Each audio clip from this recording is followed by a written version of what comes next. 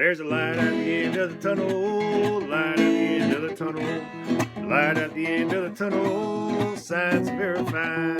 There's a light at the end of the tunnel, light at the end of the tunnel, light at the end of the tunnel, science verified. So let me just explain where we're coming from here. This is Out of the Blue B number 56. And this is a magazine, a Visine, I call it, a video zine.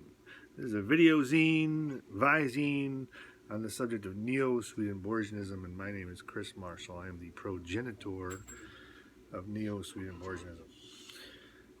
And what Neo-Swedenborgianism does is looks at these all these mystical writings, primarily, or not primarily, but beginning with Swedenborg, but primarily with the modern-day near-death experiences, because they seem to paint a very similar world. And one way of dismissing these near-death experiences is to say, well, it's just all in your head. And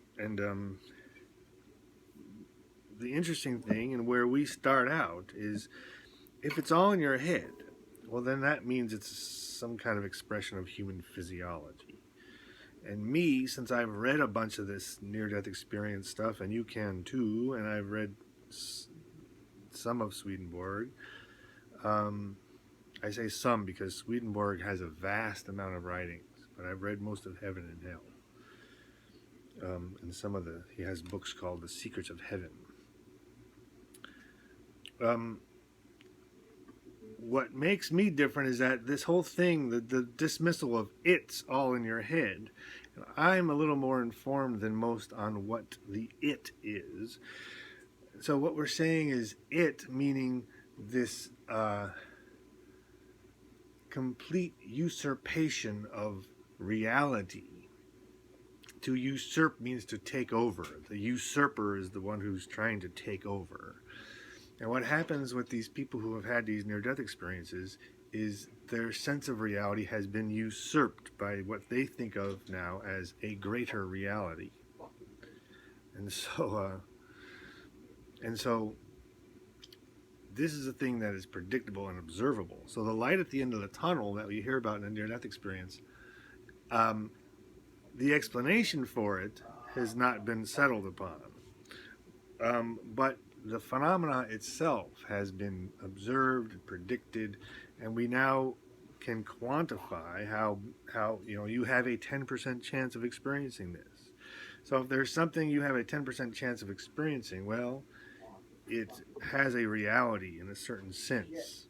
Even if it's just a reality as a human experience, that means it only counts for humans. So even if it doesn't exist out there, it exists in here in your potential future. So the light at the end of the tunnel has been scientifically verified. It just has not been scientifically explained, because some people use it. It bolsters their faith. They say, see, that's heaven. This person went to heaven, and that verifies your faith. But that's not what we're saying. We're saying, well, if it's all in your head, if the afterlife experience is in your head, well, that places it in time and space. And that means it's real.